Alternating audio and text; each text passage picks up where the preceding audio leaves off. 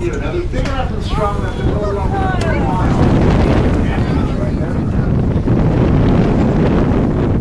But that is a whole series of problems. You can clamp things along the bottom and prevent them from sort of disintegrating those captured again. Wear to the body and injure the animal cavity and not kill it. Or you add so much drag that it, over time that it just wears the animal out. Careful. This tornado cap again, punching her back and going down. Watch for reach from her again as well. And caging cap moving out 2 tornadoes cap. Entanglements are not an uncommon problem. Over 75% wear humpback have entanglement scars on their bodies. Now there is a network of researchers led by a group called the Center for Coastal Studies that works to disentangle whales. Because I'm sure you can imagine. I got that. It's no easy feat to cut gear off. I got that one too, baby. Every year we lose it on the humpback to Honey. They're gonna watch. He's going down. Get ready for him. A little bit to your left. They both went down. One of them is reaching left. Watch again, It's right here, guys. Right here. Watch side, straight ahead. Look up in here. There he is. Right there. One more coming up. Cajun's cap moving. There he is. Nice.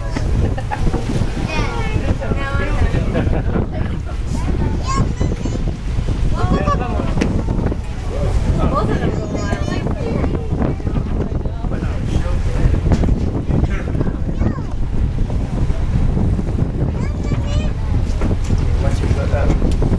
Watch for Cajun's cap right at about 9 o'clock.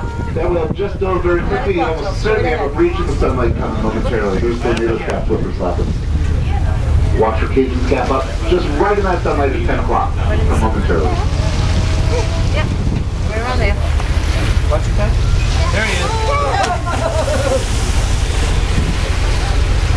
Another big problem facing these whales is collisions with large ships. The major shipping lane from New York to Boston cuts right through 2 major whale habitats, including Stellwagen Bay.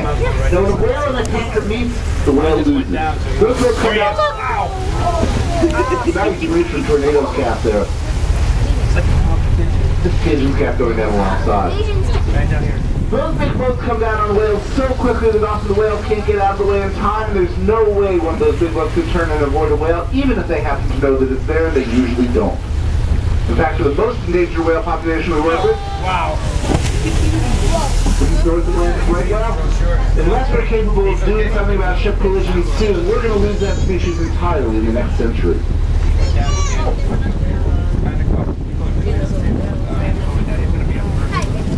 There he is. Those problems are both bad, but ultimately we don't think they're the worst. That comes from habitat destruction and pollution, particularly pesticides. To give you an idea of how bad that can become, there's Cajun's cap up. There's a population of killer whales in the Pacific Northwest that is so heavily contaminated by PCBs that each whale in that population is classified as a toxic waste dump, even though there's living animals. Cool. Wow. Yeah. If we ever get information about our whales, we sometimes get very sobering reminders as to just how vulnerable they are. Tornadoes can't reach again on the mountain.